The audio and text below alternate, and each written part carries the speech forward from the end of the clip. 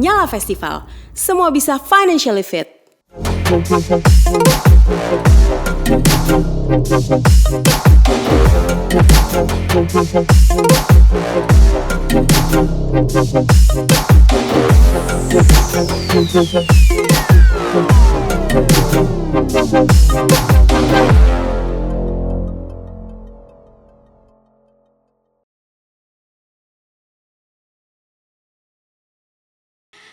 Halo, selamat sore.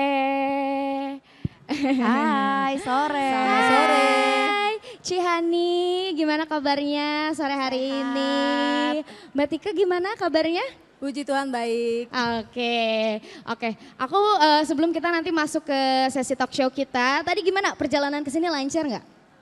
Sedikit macet tapi tidak mengurangi rasa semangat kita untuk kesini ya. Luar karena biasa. pengen ketemu teman-teman di sini yang luar biasa. Oke, boleh kasih tepuk tangan dulu dong untuk para speakers kita sore hari ini. Ini saya sedang bersama dua wanita hebat tentunya ya. Nanti kita akan ngobrol-ngobrol banyak mengenai bisnis dan juga kebetulan hari ini tuh banyak juga teman-teman kita ataupun juga Sobat Menyala yang womanpreneurs. Nah nanti kita akan bahas juga nih kira-kira dari OCBC sendiri ada program-program menarik apa aja yang bisa diikuti oleh para womanpreneurs ya. Siap. Oke, aku mau ngobrol sama Cihani dulu kali ya. Oke, Ci, aku nih kan tertarik banget apalagi mungkin di sini juga teman-teman udah tahu ya, kayaknya James Honey ini sekarang sudah tersebar banyak banget. Kira-kira ada berapa sih Ci sekarang di Indonesia untuk outletnya sendiri dari James Honey? Untuk offline store-nya kita sekarang di seluruh Indonesia udah tersebar sekitar 40-an toko. 40 toko Iya. ya, itu di Indonesia ya berarti Betul. ya, di seluruh Indonesia. Oke, nah aku mau tanya dulu nih, kalau misalkan Cihani ini kan memang dikenal sebagai seorang pembisnis yang sukses. Tadi juga udah dikasih tahu bahwa sampai saat ini udah ada 40 cabang di seluruh Indonesia. Boleh nggak sih diceritain latar belakangnya kayak gimana dan waktu awal pertama kali memulai karir di dunia bisnis ini seperti apa? Oke, jadi untuk latar belakang aku sendiri, dulu aku mulai bisnis itu di 10 tahun yang lalu. Pada saat aku masih kuliah, jadi 10 tahun yang lalu anak kuliahan semester 6 ke 7 itu aku mulai bisnis. Mulainya pada saat itu ya sama seperti para business owner seperti biasanya, kita jualan banyak sekali macam-macam kita jualan. Sampai pada akhirnya ya ke filter ternyata salah satu produk yang menjadi yang cocok sama kita sesuai dengan target marketnya kita juga. Dan memang pada saat memulai karir itu kan pas mulai kuliah. Banyak sekali keterbatasan waktu antara kuliah dan bisnis. Jadi ketika kuliah itu aku masuknya pagi sampai ke sore. Jadi di tengah-tengah siang aku kadang-kadang bisa mulai cicil orderan gitu ya. Ketika pulang dari kuliah aku beresin kerjaan itu bisa sampai subuh. Jadi waktu tidur aku cuma 3 sampai 4 jam pada saat itu.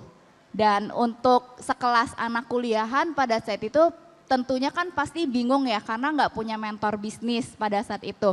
Jadi benar-benar aku sama yang jadi suamiku sekarang itu benar-benar belajar banget.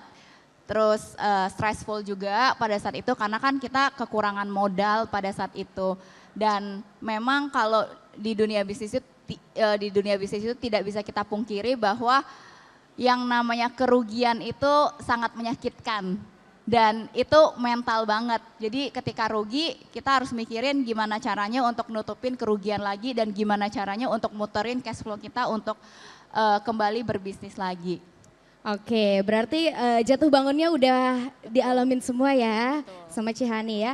Tapi kan pada saat kuliah ini berarti memang sudah spesifik nih kayaknya aku mau ke arah bag atau tas gitu. Betul. Atau random dulu tuh awalnya gimana? Dulu random, jadi makanya aku bilang aku tuh seperti pada orang sebelumnya, semuanya tuh aku jabanin, semuanya aku jual, palu gada gitu. Tiba-tiba ternyata aku ngerasa kok kayaknya produk dompet ini lumayan cocok nih. Nah dari dompet itulah ada satu cerita, jadi waktu 10 tahun yang lalu ketika aku mulai, aku bukan di tas, aku di dompet sebenarnya. Jadi banyak orang terutama omanya aku sendiri bilang, kamu ngapain jualan dompet, dompet itu nggak mungkin laku karena orang tuh jarang ganti gitu ya. Jadi terus aku mikir ternyata ketika aku jualan banyak juga ya yang nggak support gitu kan. Nggak support dalam artian mereka ngerasa ini tuh tidak mungkin, tapi justru aku ngerasa, oh justru semakin orang ngerasa ini nggak mungkin, minim dong jatah yang ngerasa mungkin, aku yang ingin memungkinkan gitu. Karena semakin banyaknya orang ngerasa bisnis ini akan works, kayak baju kan udah terlalu banyak, udah red ocean banget lah gitu. Nah kalau dompet ini kan sebenarnya kayak blue ocean banget pada saat itu gitu kan. Jadi kayak gimana caranya aku bikin orang ini, orang-orang customer ini bisa mulai mengganti dompet, dan itu kita memulai strateginya dan berhasil. Wow, luar biasa. Gitu. Boleh kasih tepuk tangan dulu untuk Cihani. Dan tapi Ci, waktu memutuskan untuk masuk ke dompet gitu ya pada saat itu, sempat melakukan analisis terlebih dahulu dengan para kompetitor lainnya nggak? Kalau awal memulai usaha enggak, karena kan anak kuliahan baru mulai bisnis, bener-bener kayak kita tuh buta banget pada saat itu karena belajar banget kan. Jadi aku nggak analisa sama sekali, tapi semakin kesini kan berarti kan udah semakin mature, kita juga semakin bijaksana, semakin wise lah. Jadi untuk sekarang pastinya kita menganalisa lebih dalam lagi. Oke, berarti sambil seiring dengan berjalannya Betul, waktu ya. betul. Seiring dengan berjalannya waktu. Nah, apalagi kan sekarang James Honey ini juga sebagai salah satu brand yang punya banyak cult following di Indonesia ya.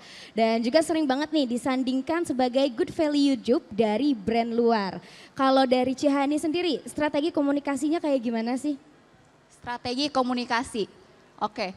Jadi di James Honey ini first of all aku pengen makasih banget untuk para komunitas James Honey yang kita sebut dengan JH Ladies.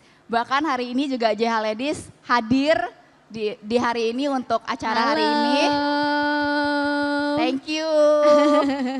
Jadi terharu banget dengan acara apapun JH Ladies itu selalu support, selalu mendoakan James Honey untuk yang terbaik ke depannya. Nah, strategi komunikasinya sebenarnya terletak dari tagline-nya kita. Kita punya tagline yaitu you deserve the best. Artinya kamu layak mendapatkan yang terbaik. Itu not only our tagline tapi benar-benar value itu tuh kita jalani, kita jadiin itu semangat dan motivasi kita dalam develop produk. Kita ngerasa customer kita deserve the best. Oh ya udah, develop produknya kita sangat-sangat detail banget sehingga itu membuat para community kita, JH Ladies kita itu sangat pride ketika menggunakan produk kita. Dan aku sebagai yang berada di industri fashion ini tentunya kan pasti akan up to date terus dengan keadaan pasar internasional. Gimana sih fashion di internasional itu berlangsung sekarang ini. Contoh di bulan Februari aku launching tas ini. Jadi kita menjadi brand Indonesia pertama yang menggunakan klasik vintage metal chain ini, di mana di yang lain itu belum berani make gitu. Tetapi di kelas internasional ada salah satu brand internasional yang udah make ini, dan kita ngelihat oh kita juga pengen JH Ladies menjadi orang terdepan yang menggunakan fashion yang trendy. Kita juga pengen apa yang tren di pasar internasional, JH Ladies yang di Indonesia pun bisa tetap memakainya walaupun dengan harga yang affordable. Kasih tepuk tangan dong, berarti menjadi salah satu pionir yang di Betul. Indonesia ya kalau begitu ya. Boleh dikasih lihat mungkin Ci, nah. Nih, jadi ini namanya klasik vintage chain. Oke, klasik vintage chain ya. Betul. Oke, ini udah bisa didapetin juga ya berarti ya. Sudah. Ini udah semua launching dari Februari. outlet. Oke, Iya. udah ada di semua outlet dari James Honey juga ya.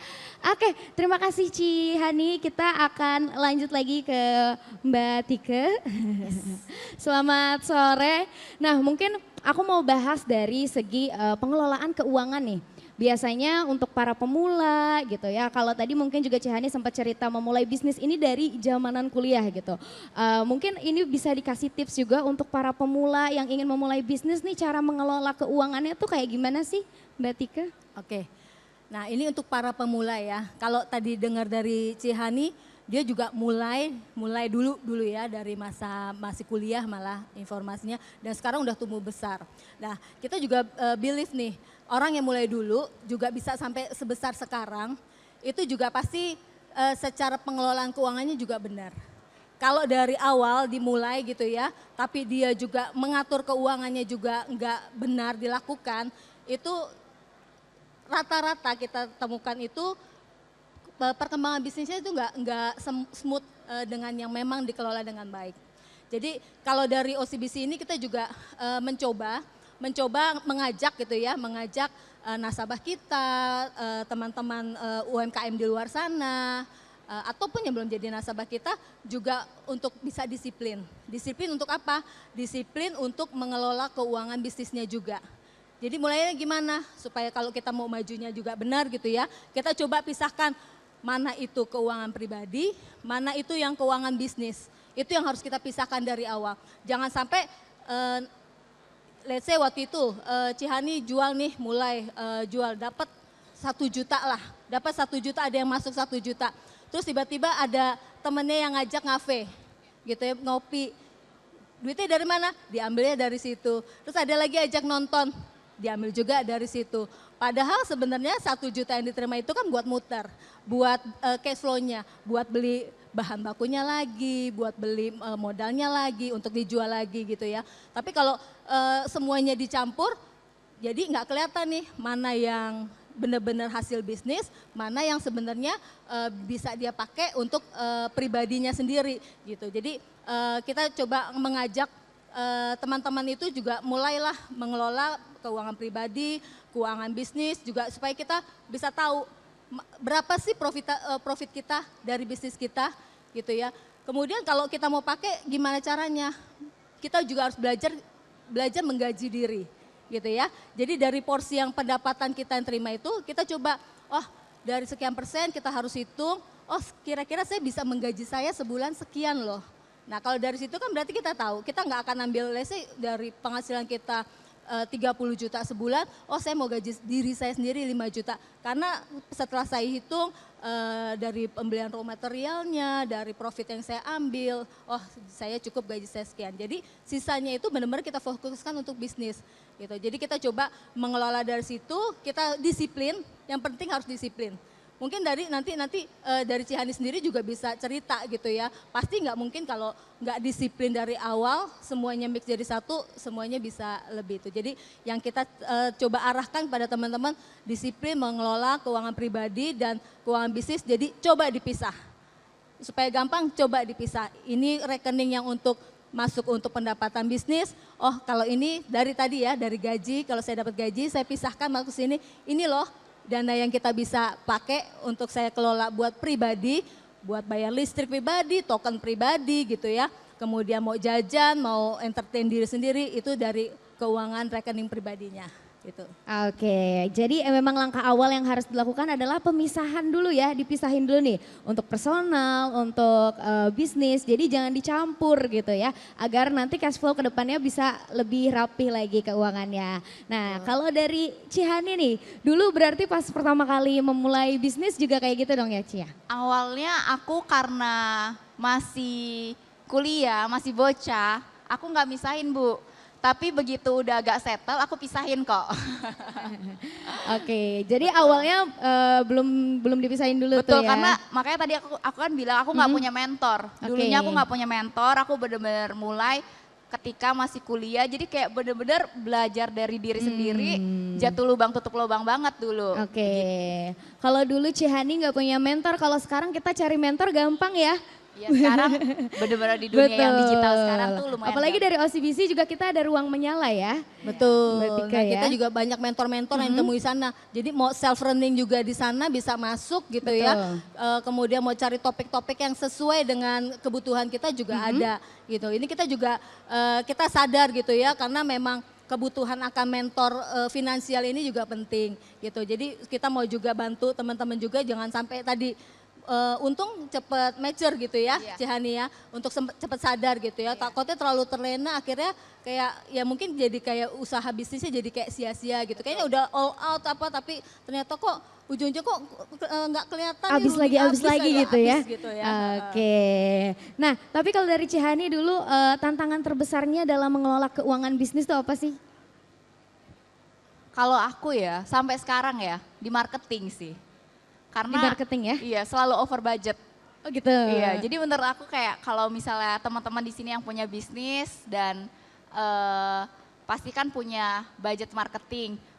Marketing itu kayaknya nggak akan ada habisnya walaupun kita udah budgetin setahun kayak sekian nih, let's say 10 juta. Tapi tetap aja kayak ngelihat ada yang viral, kalau kita nggak ikutin ternyata nggak bisa nih, harus dinambah nih, harus di boost up nih gitu.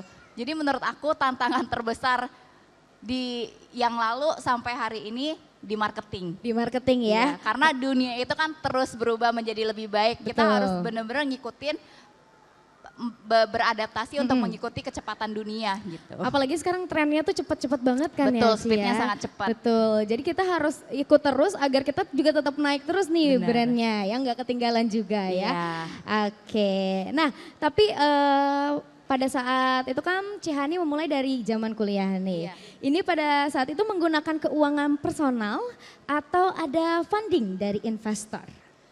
Di awal aku itu personal, benar-benar personal. Sampai aku udah ngerasa aku udah settle, aku udah misahin tabungan pribadi dengan bisnis. Terus ketika udah mulai pengen ekspansi gitu, ya kita butuh pastinya menggunakan funding dari bank. Oke, Betul. jadi memang awalnya personal dulu, tapi seiring dengan berjalannya waktu Betul. lagi, semakin lama semakin bagus, udah Iya. settle juga, baru funding melalui Betul. bank ya. Nah sekarang yang kita tanyakan untuk Mbak Tike, ini juga mungkin nanti jadi informasi yang penting untuk Sobat Menyala di sini, dan juga para womanpreneur yang sudah hadir hari ini. Kira-kira kalau solusi dari OCBC nih, untuk membantu bisnis yang berani naik level itu seperti apa Mbak? Nah, untuk berani naik level ya. Dalam hal ini kita mau khususkan untuk womanpreneur ya. Kebetulan Ciani di sini juga mewakili womanpreneur Indonesia gitu ya. Nah, salah satu solusi kita tuh sebenarnya memang akses keuangan. Tapi tadi balik ya, dengan disiplinnya kita mengelola keuangan itu jadi kunci utamanya dulu nih. Kalau kita ada disiplin sejak awal, misahin rekening pribadi dan keuangan, kemudian rekening bisnisnya juga terlihat di transaksinya kita, itu jadi kunci juga utama sebenarnya. Supaya apa? Supaya bank lebih gampang menganalisa.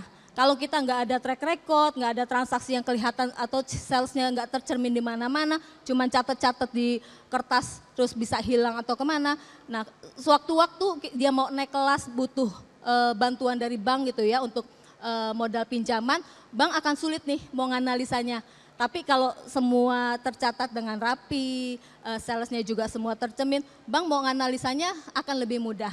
Jadi mau ada permintaan sesuai berapapun, sesuai dengan modal kerjanya atau mau investasi, bank akan dengan sangat mudah untuk menganalisa dan akhirnya juga melakukan approve karena memang semuanya disiplin dan rapi gitu ya. Nah untuk benefit juga untuk yang woman yang kita berikan juga, OCBC memang punya benefit khusus. Kita punya nama programnya TITB Women Warrior gitu ya. Jadi memang khusus kita persembahkan untuk UMKM Indonesia, untuk womanpreneur karena kita lihat nih dari seluruh UMKM yang ada di Indonesia ini ya, 60% lebih loh dikelola oleh wanita. Dan kenapa kita mau terjun ke fokus ke womanpreneur ini? Karena kita lihat womanpreneur ini juga kita lihat lebih disiplin, lebih teliti, juga lebih cakap finansial. Jadi kita memang lebih believe ya, OCBC lebih believe di situ dan kita juga memberikan benefitnya yang juga lebih. Selain juga kita juga akses keuangan lebih mudah, dari sisi pricing pun kita berikan juga lebih spesial. Jadi kalau ada ajuin, bukan maksudnya dengan kita mau beda-bedain gender gitu ya, tapi memang apresiasi OCBC kepada woman. Jadi kalau pinjaman untuk womanpreneur kita pasti pricingnya lebih spesial. Kemudian juga untuk transaksi-transaksi perbankannya semuanya juga lebih spesial. Untuk kuota-kuota transaksi kita bisa transaksi tuh sampai dengan unlimited. Kalau teman-teman mau transaksi transfer antar bank gitu ya dengan BI Fast, dengan RTOL itu kita bisa sampai unlimited. Malah sampai RTGS pun kita juga bisa kasih. Jadi teman-teman womanpreneur di sini ya bisa manfaatkan benar itu save money dan make money-nya. gitu ya. Jadi benar-benar yang kita mau support itu supaya bisa cuannya juga lebih. Jadi cuan dari bisnis, cuan dari transaksi perbankannya pun jauh lebih hemat.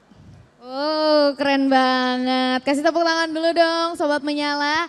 Jadi cuannya juga lebih banyak ya. Pasti tambah cuan. Betul, apalagi kalau untuk para womanpreneur ini juga lebih dimudahkan lagi ya. Nanti mungkin yang penasaran hari ini pengen konsultasi dulu di sini bisa ya? Bisa, teman-teman kita di belakang sana juga siap, juga bisa join langsung kalau belum butuh support Mentor. untuk pinjaman, Betul. buka aja dulu rekeningnya. Kita ada Yes. juga punya ada rekening Nyala Bisnis dan khusus untuk woman planner. Oke, kita balik lagi ke Cihani. Nah ini kan tadi juga sempat dibilang sama Mbak Tika bahwa sekarang 60% pembisnis ini lebih dominan wanita ya? Betul. Betul. Nah kalau aku penasaran nih, kalau Cihani sendiri gimana sih atur waktunya? Apalagi kan udah berkeluarga juga, sedangkan masih tetap harus mengatur waktu dengan keluarga dan juga menjalankan bisnisnya itu kayak gimana tuh? Untuk waktu dengan keluarga pasti ya ketika kita ngejalanin bisnis itu memang tantangan terbesarnya adalah waktu untuk keluarga. Cuma balik lagi menurut aku ketika kamu pengen mendapatkan sesuatu pasti ada harga yang harus kamu bayar. Jadi nggak bisa benar-benar 100% kamu ngedapetin itu semua diborong sama kamu semua tuh enggak. Pasti benar-benar kamu berkorban untuk sesuatu ada harga yang harus kamu bayar. Dan memang kebetulan di Gym Sunny sendiri memang kita 90% adalah wanita. Luar biasa ya. Wow, 90% wanita Betul. ya berarti ya di Gym Jadi Sunny ya? dulu Gym Sunny itu kan dimulai dari aku kuliah. Jadi benar-benar reseller dan distributor kita yang sekarang dimulai dari mereka kuliah juga, dari mereka kerja, ibu rumah tangga. Jadi menurut aku happy banget dan bersyukur banget karena wanita yang dulu mungkin dipandang sebelah mata, tapi sekarang ternyata bisa jadi tulang punggung keluarga dan menaikkan kualitas hidup keluarga mereka. Aku happy banget dan tentunya ini juga kenapa aku bisa sampai di titik ini, aku nggak luput berterima kasih juga ke mamaku juga, ke adikku juga gitu ya, karena udah bantuin aku ngejagain anak gitu ya. Jadi kalau aku tuh sering banget terbang ke luar kota, ke luar negeri untuk bisnis gitu ya. Jadi memang mereka lah yang benar-benar di rumah yang nge-backupin aku, masakin makanan enak, yang sehat buat anak-anak aku ngejagain gitu. Dan tentunya untuk suamiku juga benar-benar support aku full. Biasanya kan suami nggak mau istrinya kerja yang terlalu dominan banget gitu. Tapi di sini suami aku tuh benar-benar support full banget. Ya udah terserah aku maunya aku gimana, sukanya aku gimana, beliau support banget. Karena kebetulan kita juga kerja bareng. Oke, Gitu. luar biasa ya. Berarti dukungan dari keluarga juga sangat Itu nomor mempengaruhi satu ya. sih. Itu nomor satu ya. Terima kasih Cihani. Kita balik lagi ke Mbak Tika. Ini mungkin OCBC sendiri sebagai institusi keuangan secara spesifik bagian yang melola perbankan UMKM nih. Dari Mbak Tika sendiri apa sih harapannya untuk UMKM yang ada di Indonesia? Oke. Untuk UMKM Indonesia ya khususnya, pastinya kita mau kita punya mimpi juga supaya apa? Semua bisa melaju jauh gitu ya. OCBC juga punya tagline OCBC melaju jauh. Kita mau juga semua UMKM kita melaju jauh, juga berkembang, sama-sama berkembang gitu ya. Kita nggak mau cuma banknya aja berkembang, kita mau juga nasabah kita semua juga berkembang.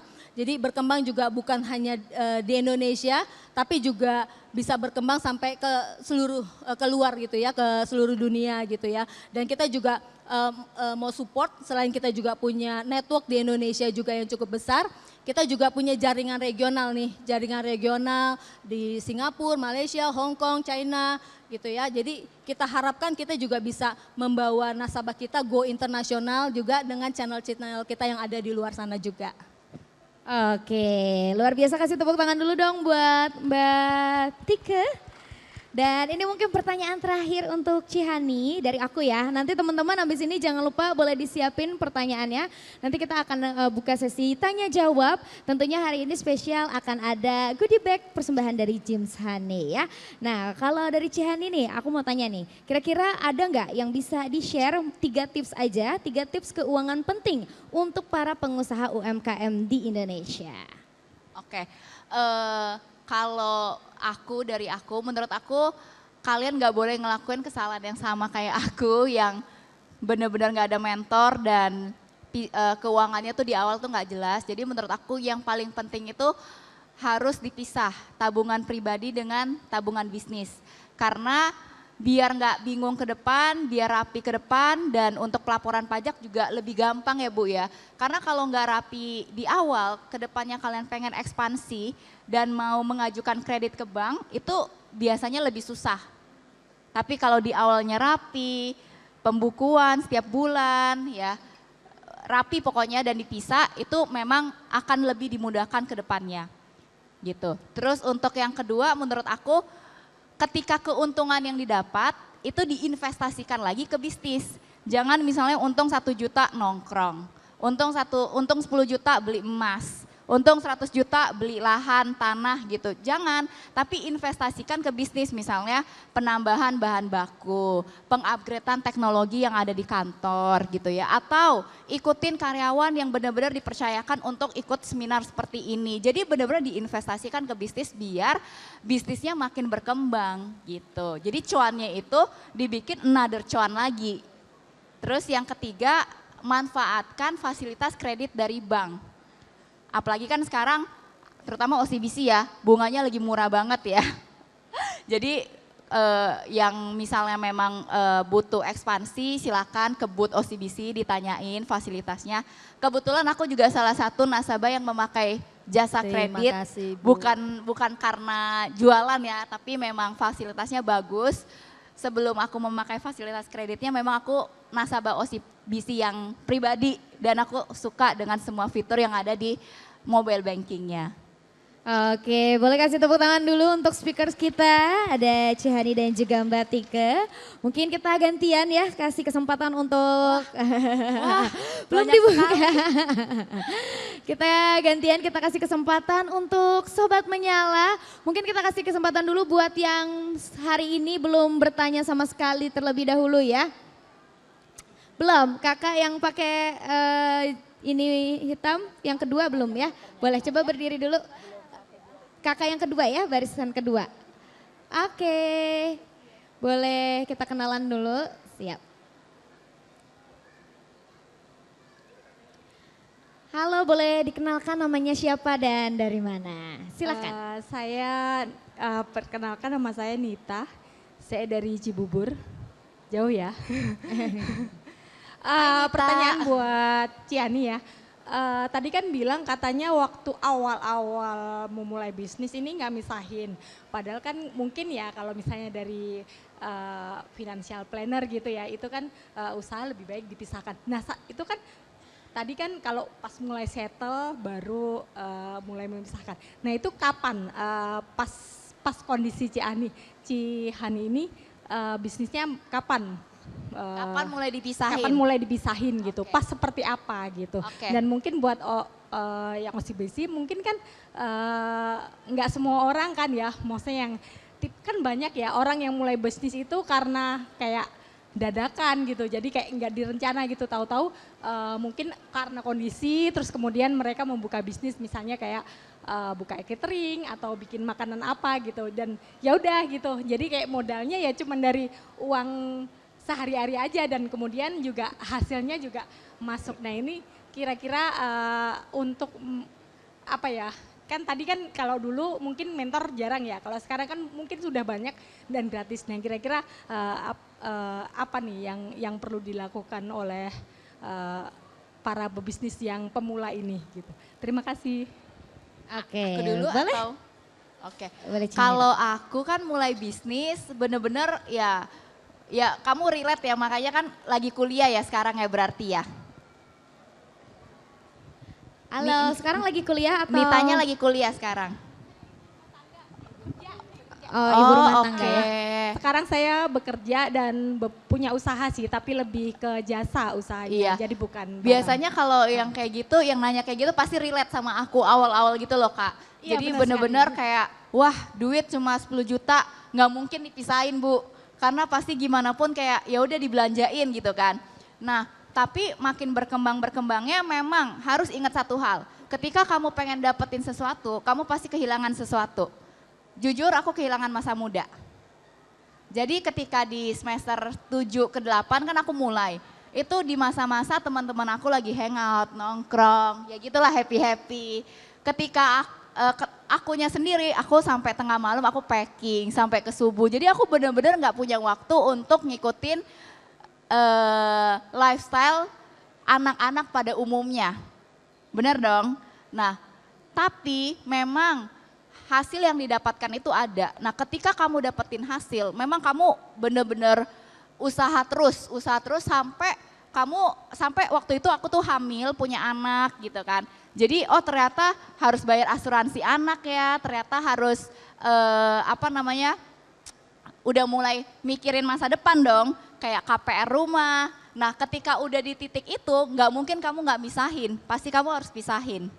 Jadi kalau ditanya kapan, mungkin tepatnya ketika aku punya anak, ketika aku jadi ibu, ketika itulah aku lebih bijaksana. Karena awal-awalnya ya masih amburadul. Oke. Gitu. Oke, menjawab ya yang tadi ya Mbak ya. Tadi gini, kalau awalnya kan campur-campur karena sambilan lah kerjanya gitu ya, sambil kerja, sambil coba-coba ini itu gitu ya. Lebih cepat lebih baik. Ya, kalau kita dari institusi keuangan menilai lebih cepat lebih baik. Nggak perlu punya rekening yang terpisah atau gimana, karena contohnya kayak kita di OCBC itu cuma dari satu aplikasi kan kita juga bisa punya 2 rekening, ya langsung bisa buka di dalam One Mobile-nya di situ, tinggal pisahin aja dengan kita istilahnya dengan kita akses yang sama satu, tapi kita udah pisah nih. Oh kalau ada yang bayar untuk cateringnya, ada orderan, saya udah mulai masuk ke sini loh. Dan besok kalau saya mau ada beli lagi order buat raw materialnya, buat masaknya, saya juga coba ambil dari sini. Jadi misalkan awalnya saya mau cemplungin lah untuk modal si catering ini sekian juta, taruhlah di situ. Jadi semua transaksi yang terkait catering cobalah di situ, termasuk sampai misalkan bayar Gojek yang untuk kirim atau drivernya segala macam untuk kirim makanannya segalanya, cobalah ambilnya dari situ, ordernya semua dari situ. Jadi supaya apa? Supaya udah mulai bisa ngelihat nih, oh kemarin saya habis belanjanya sekian nih. Nah bayarnya gimana? Bayarnya juga minta partnernya kalau bisa transfer langsung, ya. Kita coba biasain juga sekarang terima nggak main tunai. Kita coba main semuanya cashless, langsung ditransfer. Kalau kita juga udah bisa ajuin krisnya juga kita udah minta bayarnya pakai kris supaya apa? Itu otomatis tercatat. Ya, jadi nggak perlu kita punya pembukuan yang unik banget, yang advance banget, tapi dari transaksi bank aja itu sebenarnya udah suatu pembukuan. Kita tahu keluar berapa, masuk berapa, itu juga udah pembukuan simple sebenarnya. Nah terus gimana ke depannya, karena kita juga nggak ada mentor, kapan kita tahu kita harus udah mau naik kelas gitu ya. Nah OCBC juga punya mission itu juga ngajak UMKM berani naik kelas. Jadi teman-teman bisa masuk ke ruang menyalanya kita, di situ ada modul-modul yang teman-teman bisa belajar sendiri gimana sih supaya bisnis kita bisa financially fit gitu ya. Kemudian dari kalau kita juga udah disiplin bertransaksi, kita juga banyak belajar dari modul-modul tersebut. Teman-teman coba lihat 6 bulan ke depan, kalau bisnisnya lebih maju, teman-teman rasa juga udah mulai membutuhkan modal tambahan, teman-teman udah mulai bisa datang ke bank. Tapi kita mesti lihat dulu 6 bulan ini memang disiplin, rapi, profitable pastinya gitu ya. Jadi semuanya mulai dari situ Bu. Terima kasih. Oke, baik terima kasih untuk jawabannya. Kita buka lagi penanya berikutnya. Kita coba yang di area belakang-belakang ya. Kita lihat dulu yang di belakang. Boleh sebelah sini? Iya siap, yang pakai kerudung putih ya. Oke, selamat sore. Ya, terima kasih atas pencerahannya ya, Ci Hani dan juga Mbak Tike. Saya kebetulan pengguna tas dan dompetnya James Hani. Thank you. Ya, yang jadi pertanyaan saya, kebetulan saya saat ini posisinya adalah karyawan. Sebelumnya saya sempat menjadi womanpreneur sekitar 4 tahun. Nah, saya juga mengalami masa sulit di mana saya bisa menentukan bagaimana saya menentukan untuk membagikan dana saya terutama untuk bagian marketing. Di situ sangat sulit. Pertama saya nggak tahu tuh berapa besar sih porsi marketing yang harusnya kita terapkan untuk bisnis kita, mungkin bagi yang baru pemula gitu kan. Kapan waktu yang tepat, Mbak Tika, itu saya masih bingung. Yang kedua, kalau saya lihat di dunia marketing itu kan di era yang sekarang itu kan sangat dinamis ya. Marketing bisa dua opsi, ada yang offline, ada yang online. Nah, menurut Cihani, itu yang mana porsinya paling besar harusnya kita terapkan untuk saat ini? Apakah di dunia digital atau offline? Itu saja pertanyaan dari saya, terima kasih. Oke, baik, terima kasih ya. Berarti porsinya untuk budget marketing nih, lebih besar untuk offline kah atau online ya? Oke, kalau sorry untuk pertanyaan pertama aku tadi kurang jelas, kamu boleh ulangin nggak? Iya. Untuk saat yang tepat bagi kita untuk berinvestasi secara digital maupun offline untuk promosi barang kita. Oke. Kalau di Gym Sunny sendiri ini kita sedang mengadakan memang O2O ya, online to offline. Jadi memang kalau kita ngelihat, kalau ditanya lebih besar porsi yang mana, menurutku sama dua-duanya. Karena memang online itu bagus nggak? Bagus gitu. Offline itu bagus nggak? Bagus, karena memang meraih para customer yang ada di luar daerah. Karena tidak bisa kita pungkiri Indonesia ini kan negara kepulauan. Jadi orang-orang daerah itu masih sangat impulsif untuk shopping. Mereka sangat konsumtif sekali. Jadi memang porsi online dan offline ini kalau bisa dibagi secara rata. Tapi balik lagi, barang yang kamu jual ini apa gitu. Kamu harus nentuin dulu, misalnya kalau kita ngomong barang yang kamu jual ini F&B yang memang susah lah kalau misalnya dijual di daerah-daerah gitu kan, karena harus flashback gitu kan. Nah berarti kan kamu ya bisa gedein di online untuk mencakup customer-customer di secara digital gitu. Dan memang untuk porsi marketing kalau ditanyain kapan bottomnya kapan gitu kan, batasnya itu kapan, menurut aku tuh memang tidak ada kapan waktu selesai untuk marketing di tahun ini misalnya, karena marketing itu benar-benar mengikuti alur, mengikuti perubahan sesuatu yang memang pada saat itu viral gitu. Contoh hari ini lagi viral satu artis lah lagi viral yang memang daya jualnya pasti bagus gitu kan. Sedangkan marketing kita ini udah habis, tapi kita yakin public figure ini sangat cocok lah banget dengan kita. Kita nggak bisa menutup mata untuk tidak bekerja sama gitu kan, karena kita tahu impactnya pasti bagus gitu. Tapi bagusnya itu antara convert to sales atau memang hanya branding. Nah kamu mesti benar-benar bagi gitu loh. Jadi maunya kamu itu seperti apa, barang yang kamu jual itu seperti apa, demografinya kamu itu apa, seperti apa, target marketnya kamu itu lebih banyak wanita atau pria, umurnya berapa, keinginannya, kebiasaannya itu seperti apa. Jadi benar-benar harus kamu detailin secara rinci banget, baru kamu tahu marketing seperti apa yang cocok sama kamu. Jadi menurutku itu yang bisa aku jelasin, maksudnya itu yang bisa aku jelasin ke kamu untuk lebih menghemat budget marketing kamu untuk tepat dengan sasaran kamu. Gitu. Oke, gimana, sudah cukup jelas? Mau ditambah mungkin Mbak Tika jawabannya atau sudah? Ya, sebenarnya benar sih. Mau di usaha apapun termasuk bank sendiri, momen itu penting.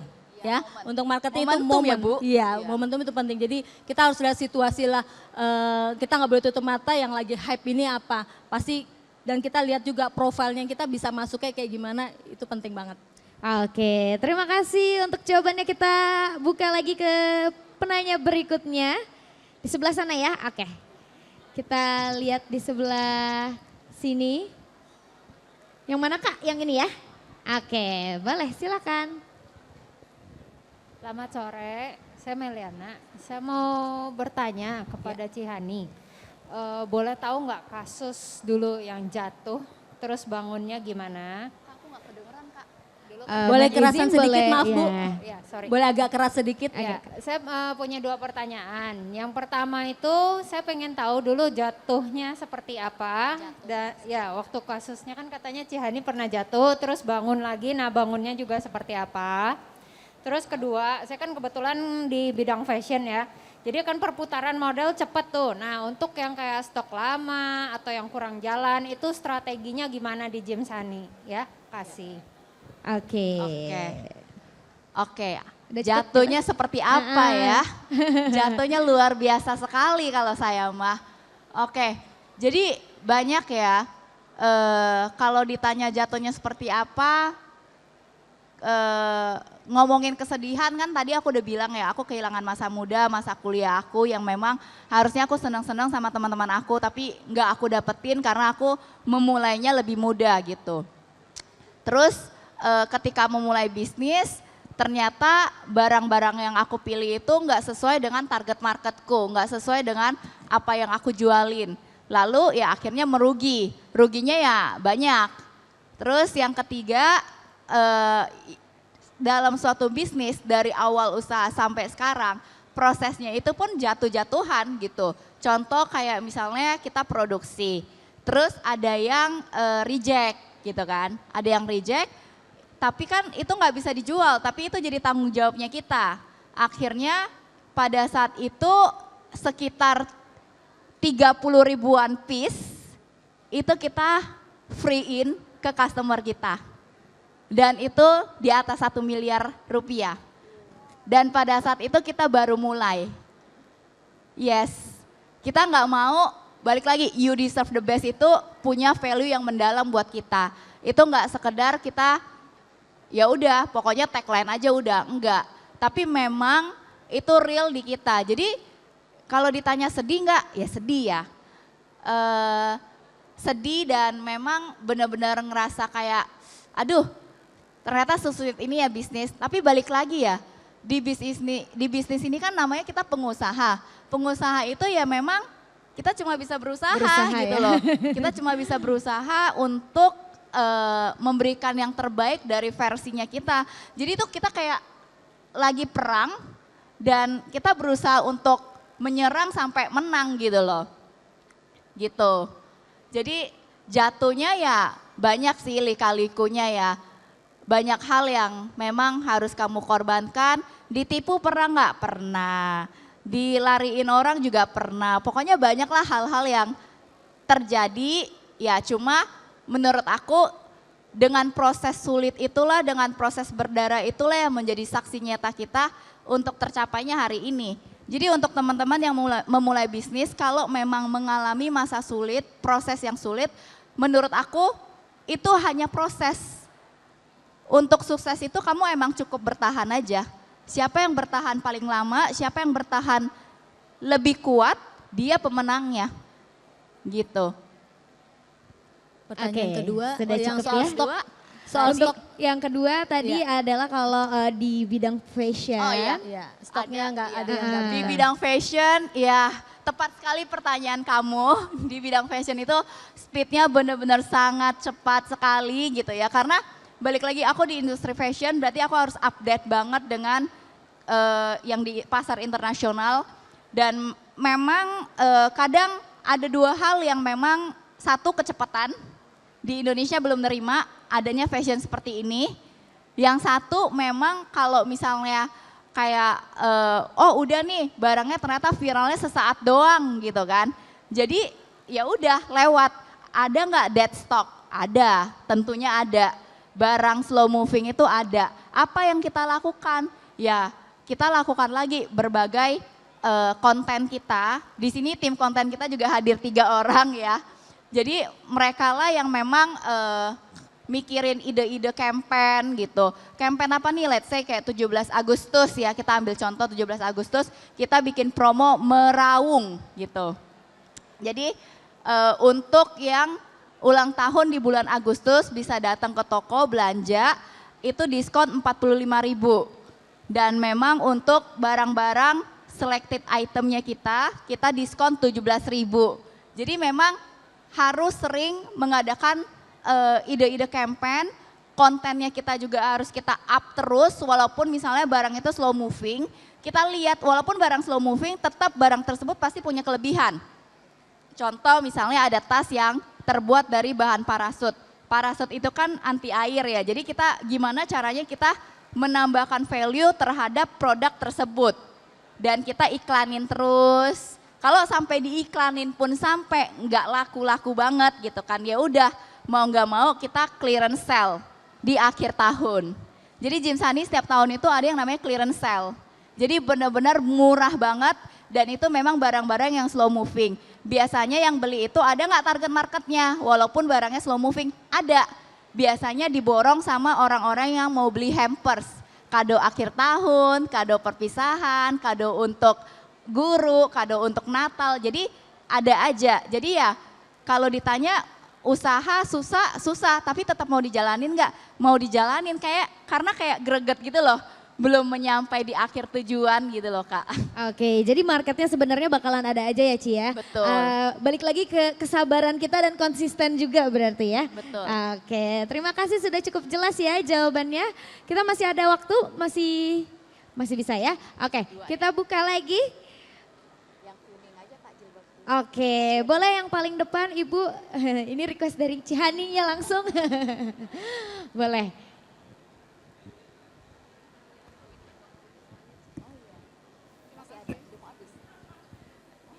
Hani, aku mau tanya. Halo, Ibu dengan siapa namanya? Dengan Mbak Melda. Oh, Melda. Iya, aku mau tanya, menjaga kualitas tas Mbak untuk jadi trendsetter di Jabodetabek ini dengan apa caranya menjaga kualitas dan juga apakah udah masuk pasar 27 provinsi Mbak? Apa ada Jabodetabek aja? Itu aja. Terima kasih banyak. Oke, terima kasih. Oke, untuk ngejagain kualitas tas Jimsani ya Kak Melda ya. Dari segi produksinya dulu aku bahas. Produksinya kita tuh bener-bener detail banget dari segi lem, dari segi benang, dari segi hardware-nya, logamnya, pokoknya bener-bener detail. Kalau misalnya ada kesempatan Kak Melda boleh datang ke toko, ngeliat-ngeliat gitu, all detail dari tasnya Jimsani itu pasti nggak akan mengecewakan. Dan untuk ngejaga kualitasnya biasanya kita cuma lap-lap doang pakai tisu basah atau minyak kayu putih gitu ya.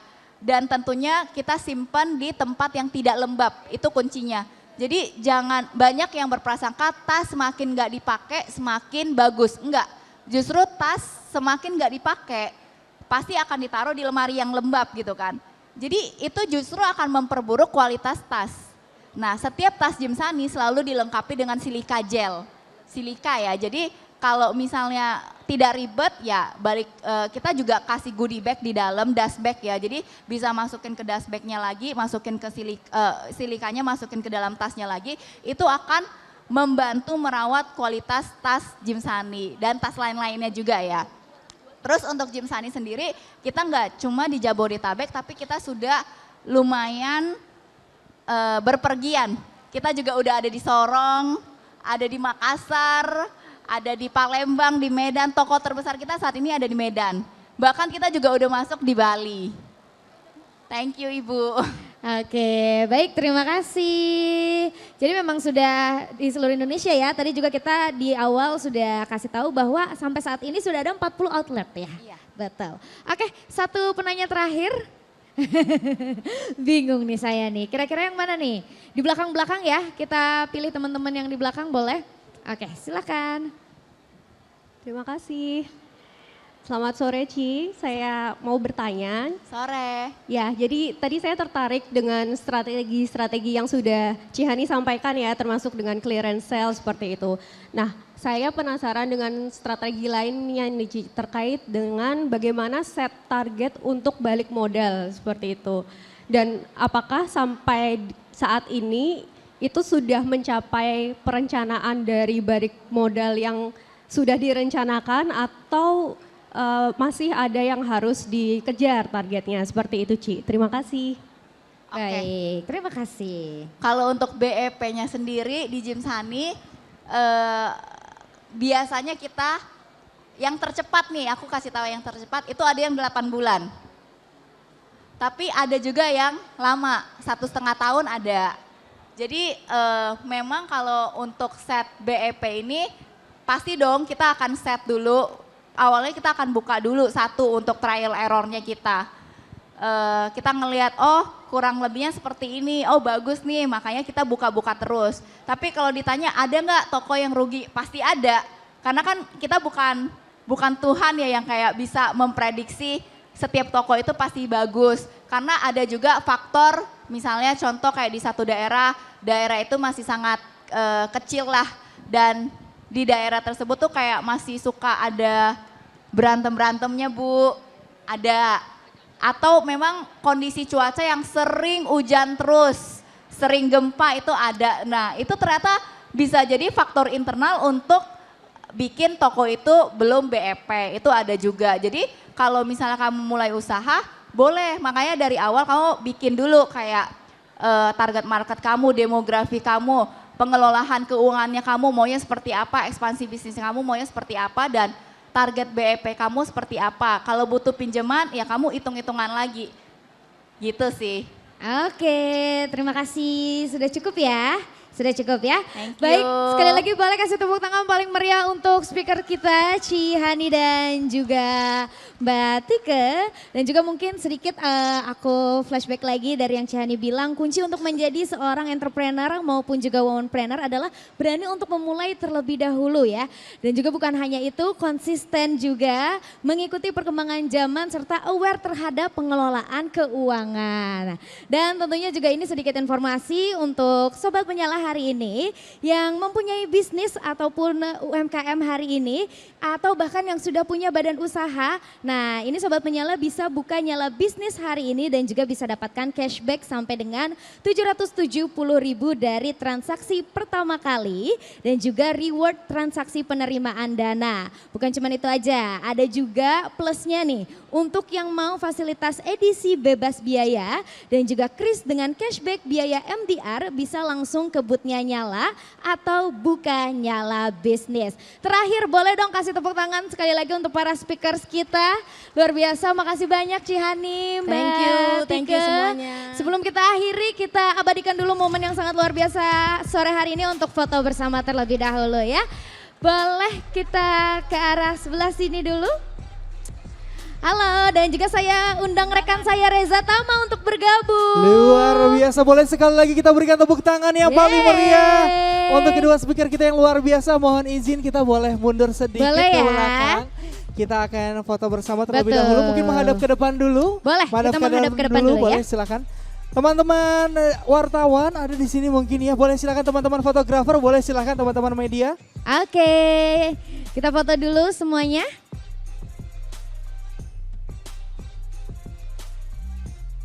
Oke.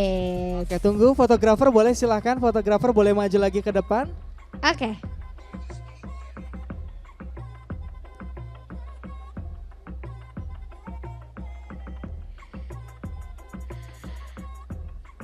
Oke. Satu lagi. Satu kali lagi. Dan boleh juga dari atas, boleh silakan naik ke atas terlebih dahulu. Kita boleh menghadap ke layar besar, ke screen. betul. Boleh silakan teman-teman, kita boleh berdiri semuanya. Kita Sobat berdiri Penyala dulu boleh semuanya. berdiri terlebih dahulu. Boleh dinyalakan flashlightnya. Flashlightnya boleh dinyalakan semuanya. Oke.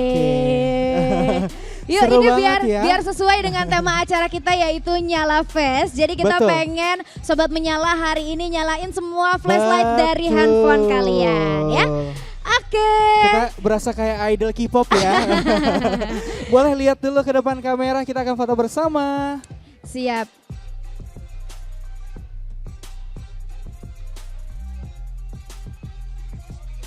Oke, boleh satu lagi terakhir, video. Kita mau bikin video juga teman-teman. Gimana videonya Reza? Kalau kita bilang ruang menyala semuanya cuan, cuan, cuan. Bisa ya? Oke, langsung Dini boleh silakan Dini. Oke, kita akan mulai video kita Ruang Menyala. Cuan, cuan, cuan. Yeay. Sekali lagi terima kasih. Sekali lagi.